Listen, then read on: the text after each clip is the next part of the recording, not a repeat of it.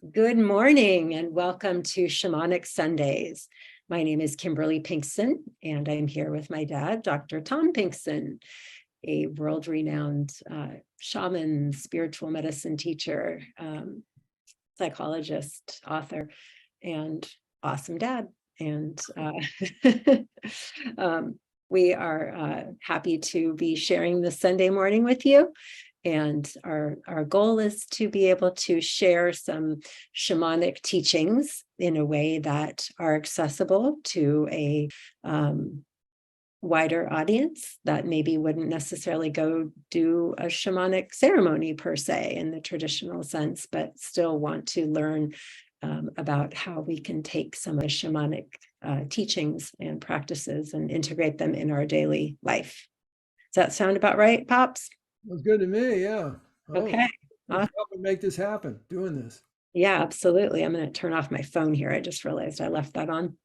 So, and of course, part of why we're doing this is because you have been a real pioneer in this space and being a bridge between your Indigenous mentors and helping to carry back their teachings to those of us in the North, as you were told. Can you tell the story of why that was told to you, that was important? Well, Guadalupe de la Cruz, Huichol Contadora, that was my spiritual grandmother and a primary figure for me in my 11-year apprenticeship with the Huichols. At one point, when I was hanging out with her in the village there, she talked about how I think we were making preparational offerings for a pilgrimage we were going to be going on. So plenty of time hanging out by Grandpa Fire, and she mentioned that Father Son, Taupa, was coming closer and closer to Mother Earth, and this was long ago, back in the 80s. That I don't think I'd ever heard the term global warming at the time. But in any case, she said that Father Son was coming closer to the Earth, and the reason that was happening was because she said the people in the North had forgotten that the sun was alive, that the fire was alive, that the earth, the wind, the ocean, the mountain, the land was all alive. And we'd forgotten how to live in respectful relationship with these other beings that give us our lives and sustain our lives. And so the sun was coming warmer to try to wake us up, heat us up and wake us up to pay attention. And she said, you need to go back up north to where you live with the people you live with and help them remember, help them reawake to the aliveness of these what we call natural powers, phenomenon: the sun, the moon, the earth, the wind, the rain, and help people wake up to the aliveness, and therein, by listening, come into a respectful relationship with these powers instead of disrespectful relationship that causes the problems we're in with climate catastrophe. That was pretty prescient, that's for sure. And we know, of course, there's so many different cultures and civilizations that there's been prophecies about this time, and we're living it for sure. We were just talking about the one of the big differences in civilization today compared to other civilizations that are no longer with us is that we have a technology that allows us to hear about any piece of news at any given time in the world of what's happening on the other side of the planet, and how systems aren't necessarily wired to be receiving that much information in that regard. And it just makes me think of like going into a shamanic journey, a plant medicine journey. One of the things you really talk about in preparation is opening up and like surrendering to all of the information that the plant medicine wants to give you, right? So it's like you're opening to a download. So it's like in the World Wide Web on our digital devices, we're getting this download of nonstop information. And sometimes it's fantastic and there's incredible benefits to it. And sometimes it's too much. And I'm just wondering if there's any parallel that we might be able to pull from how you surrender into receiving information when you're in a plant medicine ceremony, and how you can take in information that's coming to you from our daily life in modern civilization, just going through our days, and how the overwhelming onslaught of that information sometimes. Well, everything starts with intention, as I always say. So if your intention is to be freaked out and overwhelmed, then pretty successful strategy is to open up to all the modern technology methodologies and overload and overdose with the information. And since a lot of that information is based on profit motive, and what sells is excitement and danger and horror stories, and so there's a tremendous amount of that coming through the media. So if your intention is not to experience overwhelm and freaked out and stressed out and fearfully constricted about your next breath of being alive, then it means either going cold turkey and shutting down all of that information, or if you're me, I like to have an awareness of kind of the broad strokes of what's happening in the world. So I'm not living in denial of it, but I can be in touch with it without getting every detail of it or getting it 24 hours a day. So I check that out through some media in the morning to get the broad strokes of it, and then I turn it off and I don't deal with it again until the next day. And I also so setting boundaries, just like in all relationships, and starting to set boundaries when you're interacting with an energy field that's toxic or potentially destructive in some way. And if you do have to interact with it, like a doctor or nurse going into a hospital, or a situation like that, then put a protective shield around yourself, so you're not naively just looking for the best, but putting a protective shield around you. And so too, a protective shield around us from the negative energies that are in the field, and awareness of what's going on, like I said, the broad strokes, but not overwhelmed by it, and then unplug from it and go back inside and drop into your access to the wisdom load from the universe, the wisdom, power, creative energy of the universe, and ask the question of that access to wisdom: how can I create a response to what I learn about that's happening in the world? How can I create a response to the impact of what I've learned out through the media or through other people, what it triggers inside of me? Maybe fear, anxiety, judgment, depression, anger, whatever it might be. How can I create a response and work with those energies in a way that I'm not victim to them, but I create an interaction, a way of being in relationship with them, that I use them to help me work on my own consciousness and grow, put energy, attention, positive attention and energy into the qualities of consciousness and being that I want to have grow stronger. As I'm reminded of the statement once that Ram Dass said many years ago, said, "Whatever you're doing is working on your own consciousness." And of course, your consciousness is connected to all consciousness, because on the deeper level, there's no separation. So to facilitate change in the world in the direction we want to make it go, or at least I want to go, and I assume most people, and hopefully people listening to this, in a more peaceful and just and harmonious and healthy and happy world for all, then everything starting with intention to learn how to work with these energies in a way that opens the doorway to bring through fullest blossoming, greatest good for all. It's funny, I'm listening, and that all sounds good, and I love it. And I'm hearing the voice of a woman I had a meeting with this past week, and we were talking about intention. And this is like the third week, I think, of Shamanic Sundays that this topic of intention has come up. And I know, that's an important one for our life, of course, because it's tied into how we are living every day, which is all we've got. But she said something about, yeah, but there's that saying that the road to hell is paved with good intentions. And then listening to you just now talk about intentions again, I'm like, what's the background of that saying? And I'm curious, like, what does that bring up for you right now, thinking of what we're talking about with the power of intention and then that phrase? Okay, well, that's a good one. The road, I've heard that expression. Yeah, the road to hell is paved With with good intentions. intentions. Yeah. What immediately that brings up the word in my mind of attachment. Mm. So I have my intentions Mhm. to do, let's say, like to do the best I can today, um, and to be peaceful, to stay peaceful.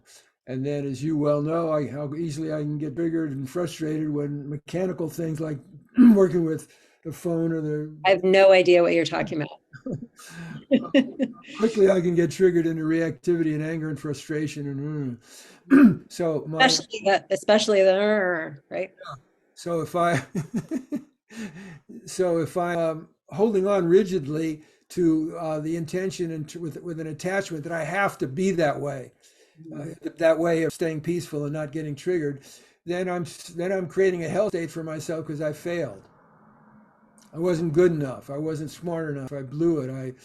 It'll whatever the negative judgments is, which creates suffering, which you could say is a hell state. So I think for me, I have to accept that as a part of my nervous system hardware, whatever, um, I can get triggered easily into a reactive situation, and all my attempts of half a century to keep that from happening, I've improved, I think, considerably with prevention, but it still happens, and so I have to accept that as part of my humanity. Instead of judging myself, hold myself with tenderness and compassion, so I'm not suffering in terms of judging myself, crucifying myself, and it frees me up then to move through it and come back to my intention, see where I dropped the ball, what triggered it, what I can learn from that, and then instead of staying stuck in judgment toward myself or feeling sorry for myself or guilty or ashamed or whatever, I can open up to the next breath is totally clean and healing and release what needs to go and start again, come back to my intention again, and so instead of attachment to an outcome, I think the hell state comes from attachment to the outcome intention. Show up, give it our best shot, accept our humanness when we drop the ball, as I do every day in one way or another. That's part of being alive. That's part of being a human being. I'm not a perfect, enlightened being. I'm a man in process, and every breath of being alive is opportunity to choose again how I want to use the gift of life flowing into me to create what I want to experience in the moment, suffering or opening my awareness to love's presence and wake up, wise up, and love now. Mhm, mhm. Yeah, That's what comes up for good. me. I like that. That makes sense. Thank you. Thinking about attachment, um, so that juxtaposition of intention and attachment. There's of course, there's a lot of Buddhist philosophy and teachings around that. Um, but for today's purpose and thinking of Shamanic Sundays and shamanic practice and the experience of going into a plant medicine ceremony has been described as like a death practice, because there's an element of letting go and surrendering into something bigger than you. Can you talk a little bit about that? Well, I think the dynamic of letting go into something bigger than my ego is relevant to us, not just if we're ingesting a psychoactive plant substance or on a vision quest. I think it's relevant to us in our lives, our daily lives, with, again, intention. Do I want to live my life today, this day that I'm given to live, the only one I'm guaranteed? No guarantee I'll be here at the end of the day, but I'm here now, so how can I best use it? The question of what do I want to create? What do I want to experience in this moment? And if I choose to give my power to run my show, so to speak, to my ego, I'm gonna get one result. If I choose to not make my ego bad or wrong, would not let it run the show, just like you wouldn't let a 2-year-old child, if you're driving down the freeway and you get tired, take the wheel while you take a nap. You're not going to let that happen. It's not Mhm. bad. It's just not appropriate. It's not skillful, and it's actually stupid and life-threatening. Well, the same could be said for giving our full power to our egos to run the show. Mhm. to acknowledging our ego, but not giving the power to it to run the show, and instead turning that power over to a great spirit, to the creative wisdom power of the universe, to God, to the Holy Mother, whatever you want to call it, to the Tao. And say, with the understanding of, you know a lot more than my ego knows. You know a lot more than my rational, logical mind, no matter how many degrees or IQ my rational mind is, whatever. You know how to create a universe. You know how to sustain a universe. And so I'd rather open my attention your wisdom and ask you, or surrender to you. That you know, I'm making myself available to be used by you to serve your will instead of my ego's will. So I think that's a big letting go of identifying the totality of our being in terms of our ego, uh, letting it go, letting it release. So it's not making it wrong or killing it or making it bad or anything. Just letting go of giving it power to run the show, recognizing there's a whole lot more to me. There's a whole lot more to us than our egos, our physical bodies, and our stories. And I'd rather depend on that whole much, that so much more of who and what I am, which is in all of us, that connection to the universal wisdom power, for guidance about how to meet the challenges in my lives than my ego. So that's the go I think that's important for us and available to us every day of being alive in every moment. Who am I going to let run the show, my ego or spirit? Yeah, yeah. All right. Well, thinking of the coming week ahead and what we've just been talking about, I think it would be really cool if you could guide us in a visualization. First, I just realized we didn't really do much of a prayer when we first came together this morning. We just kind of jumped in. We did say thank you to all of you folks who are joining us, but I'm sitting here looking out a beautiful window and just seeing those gorgeous, rich green trees and buds on them and sunlight and some big bird just flew by. But so I just want to give thanks to the spirits of the place where you're sitting and where all of our community is right now. Just gratitude for all of the beings and the ancestor spirits and the gifts of today, for all of us being here together, and giving that thanks in the spirit of sacred reciprocity before we ask for some guidance for the week ahead. And maybe we could each take a second, take a couple deep breaths and think about something that we want to let go of in this coming week. What is something that each of you wants to let go of this week? And then, Dad, could you guide us in a visualization of doing that work in this coming week, please? With the gift of our awareness, the gift of our awareness, being aware of our awareness. Listen inside your own deeper being. What is troublesome that you'd like to pull the plug on, you'd like to pull energy out of, and not put energy into it, activating a behavior that creates suffering for yourself? So as you invited us, Kimberly, to just take a few moments here to listen to the gift of awareness, deeper awareness, and identify, see what kind of awareness of some behavioral trait or pattern, be it an action or thought, that doesn't serve your fullest blossoming and your greatest good, because we don't have power to change what we don't see. So just allow yourself to behavioral or thought pattern that creates suffering for yourself. And notice the power of words, of thoughts, of beliefs, the power of creative imagery that we all have access to. And as you identify that pattern, that behavior, you can begin to visualize in your mind. It's a software program in your inner computer. So you can push the erase button or the delete button on your computer from that program. You identify it, and then you can push the delete button from that software programming, whatever it might be.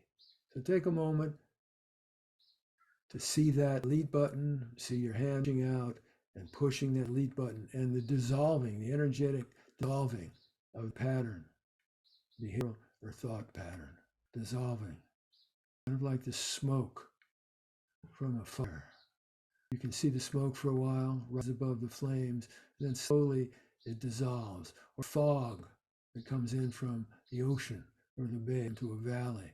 But as the day progresses, that fog slowly dissolves away into the infinite oneness of the sky.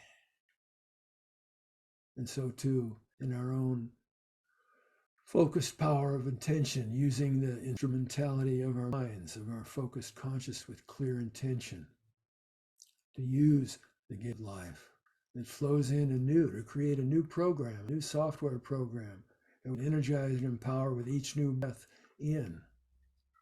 A new software program opening our awareness to love's presence, to waking up and remembering we're more than our egos, our bodies, our stories, to remembering that we're sacred beings of luminosity, worthy of respect, that we are loved by the creative power of the universe that gives us this gift of life, the cleansing breath out.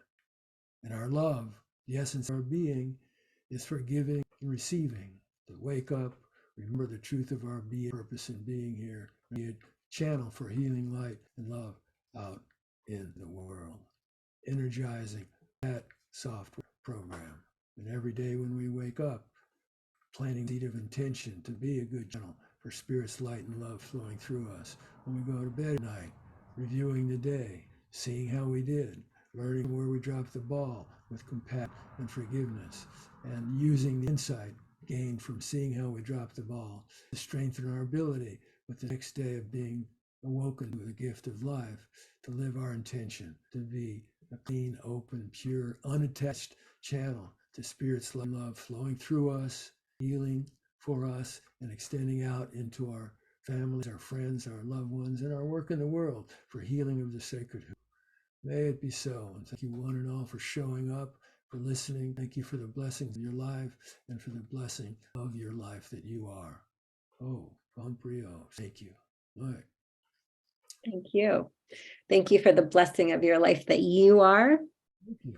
Yeah. And thank you for the blessing of your life for each of you that's joining us here this morning. Woohoo! Have a great week ahead. Please share this with your friends and family. And we will see you next Sunday for Shamanic Sundays. Thank you. Thank you. Bye.